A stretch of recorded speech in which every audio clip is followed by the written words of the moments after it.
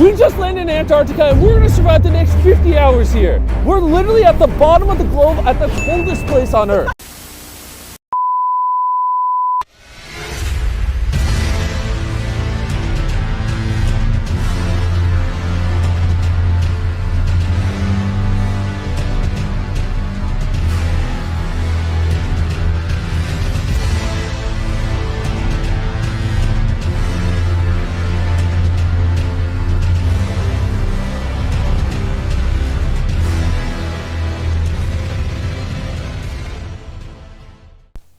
Hey, what's up people? Stream Your Mind here. Hope you are having a great week. Right up the gate, I want to thank you for clicking on this video, and it's not at all clickbait title.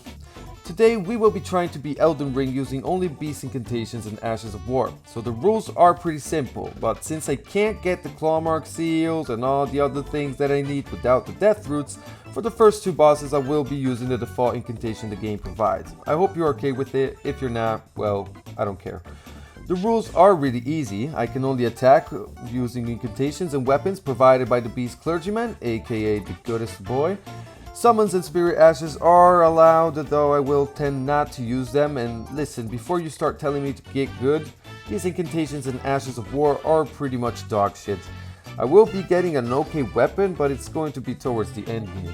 The reason why they are dog shit? Well, first of all, they are pretty slow, and the ones that aren't don't really do much damage at all, so we are in for a fun time. With that out of the way, we can finally begin. I know, long intro, I am sorry about that. We begin as usual in the Church of Anticipation, where I totally kicked Grafton Sion's ass with my supreme rolling skills. Once arrived in Limgrave, I began doing the usual things I do when I arrive in Limgrave. Got my trusty steed, a few smithing stones for later, and I then went to find our first victim, Boat Guy. And as you saw from the intro, he did indeed kill me, so now you can close off the video if you want to. Anyway, once he sank out of existence, I obtained my first death root, and right after that, I killed off Black Knight Assassin to gain access to the second one. So now I was ready to leave those disgusting fire incantations in the past, and I went to pay a visit to the goodest of boys to feed him some snacks.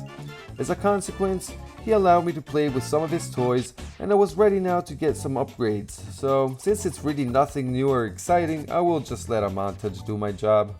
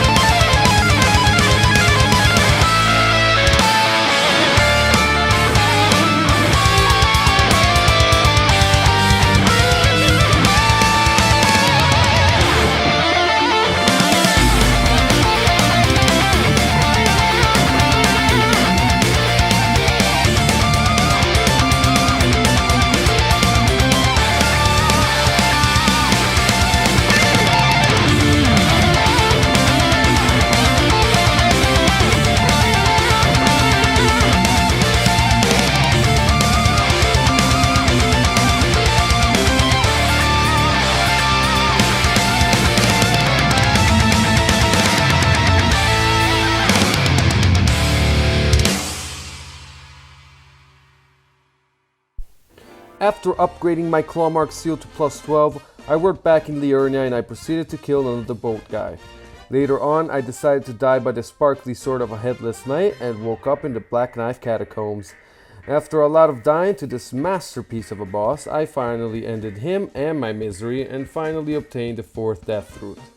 By giving Godrick his 4th snack of the day, he will provide me the Beast Roar Ash of War, but it will also hurt his tummy, so he will stop being friendly for now. It's time to talk about the elephant in the room. I hadn't really prepared this run prior, I just went with the flow, so that is why I probably chose the wrong weapons to use this Ash of War with, but what is done is done.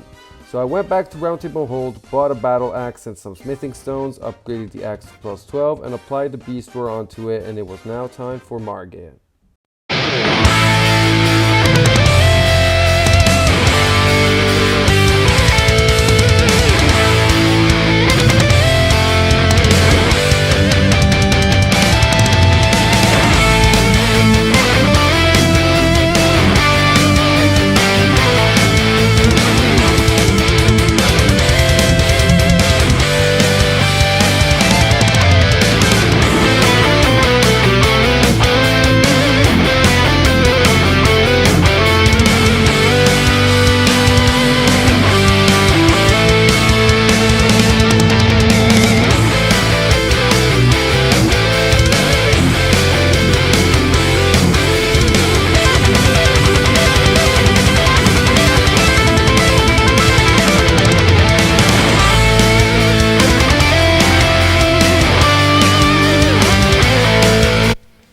Okay, so with Morgott out of the way, my next move was to enter Stormvale Castle and get the Highland Axe, which boosts bestial incantations and skills by 10%, but I needed runes to upgrade it, so I went back to Grail's Dragon Barrow, where the Knight Cavalry was so done with being cheesed by everyone all the time that he decided to jump off a cliff and die.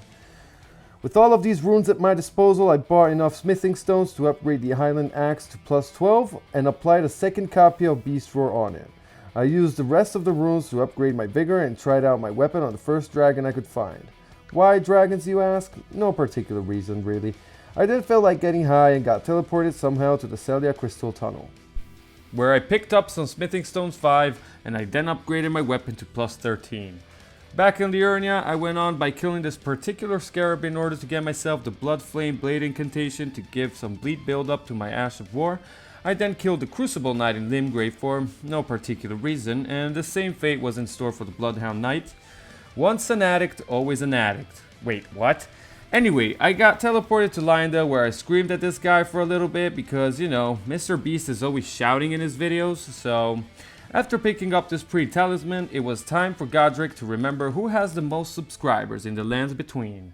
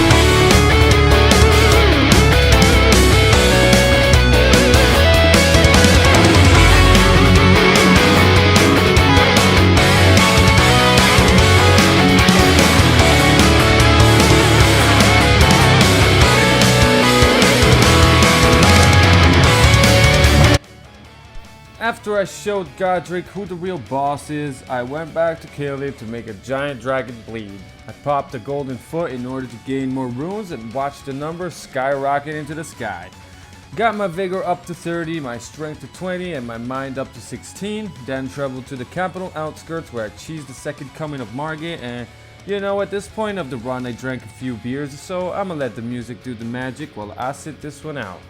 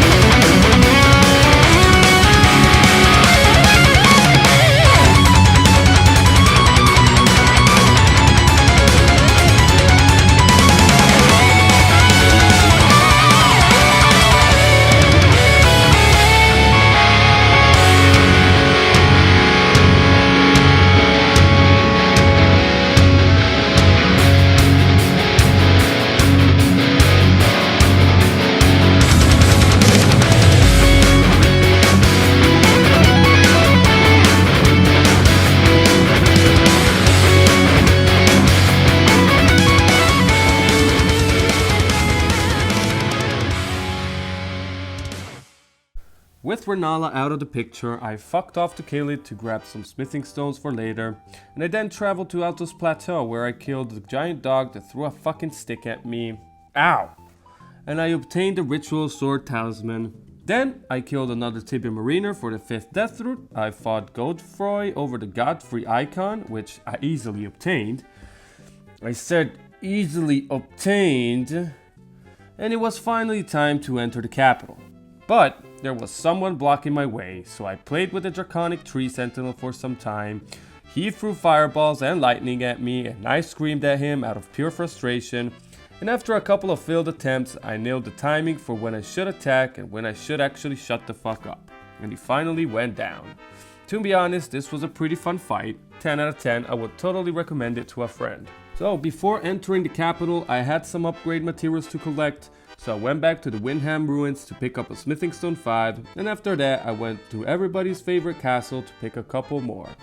Once I was done dicking around, I headed back to the Round Table Hold and upgraded my gear to a comfortable plus 16. Back in the capital, Melina started hitting on me, but I said no because my real and only love is the analytics section from my YouTube channel. So after an uncomfortable conversation, I skipped through the capital like I was Sonic the Hedgehog, killed the treeman, climbed the dragon wing, got struck by lightning, and can somebody give me the accurate lore reason why we have to fight this golden ghost of Godfrey? Wrong answers only. Once Godfrey vanished into thin air because he was sick and tired of hearing me shouting at him, it was time for a real boss. And boy, let me tell you, Morgott was damn difficult. Not only I hit like a wet paper towel, he also was able to dodge some of my attacks, making this a very dragged out fight. But after some trial and error, I was finally able to put him to sleep. Here's how it went.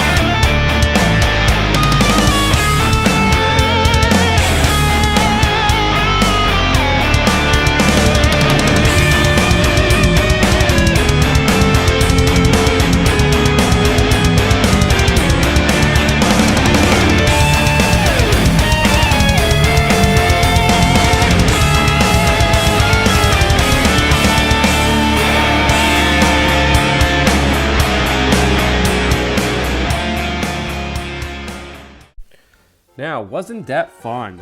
Melina tempted me again by offering me the roll medallion, which I took, and once she finally left, I finally got to the mountaintops of the giants, where I picked up the Miner's Bell number 3, upgraded my axe to plus 19, got myself a Somber 8, snatched the Somber's Miner Bell 3 from a dead corpse, downloaded Google Maps, and went straight to the giant mountaintops catacombs to kill a tree spirit. By the way, who thought putting this guy in such a small arena was a good idea should go jump off a cliff. After that, I found another death root. Once I got out, I killed Boltman, and after giving Göring some belly rubs, he finally went back to being a good boy, so I gave him his favorite snacks, and in return, he finally gave me a decent weapon. I upgraded it to plus 9, and it was time for the chaddest of the chads.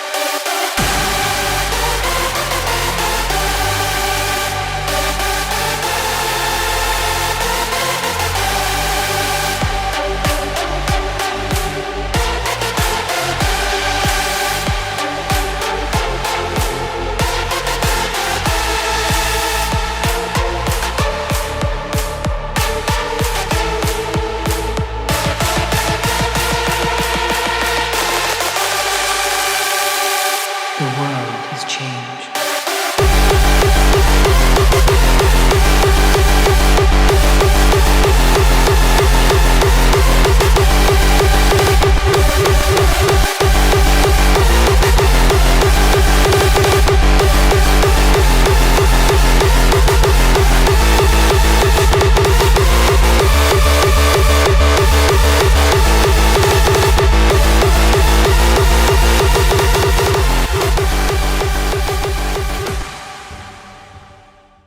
Now that the festival was over and I recovered from all the runes I took, I spoke to Alexander the Jar during his morning breakfast, and I then spoke to him again in Mount Gelmir.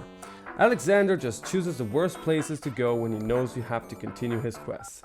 Once this super hot conversation was down, I went to the Flame Peak where I kicked Fire Giant's fiery ass with the help of Alexander. I was ready to commit a cardinal sin.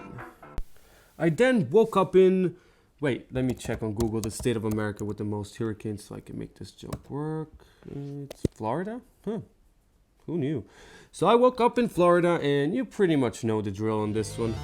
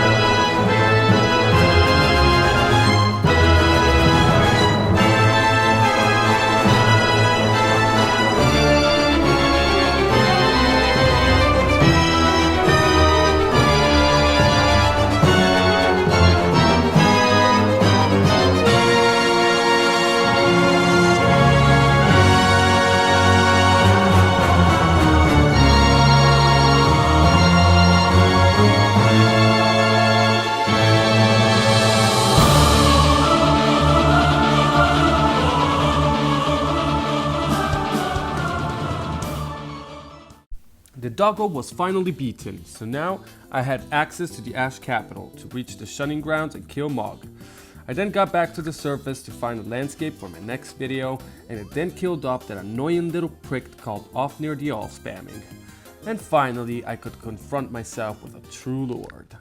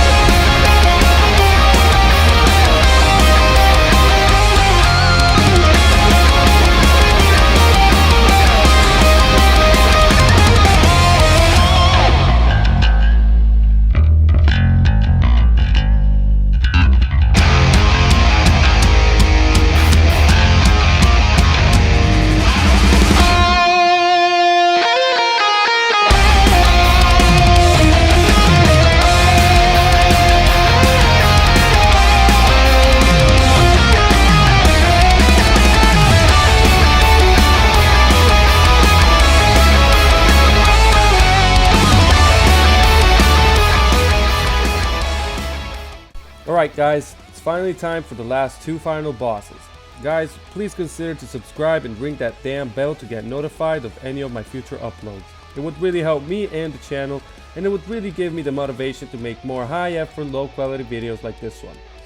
Hope you enjoyed it, and I'll see you next time.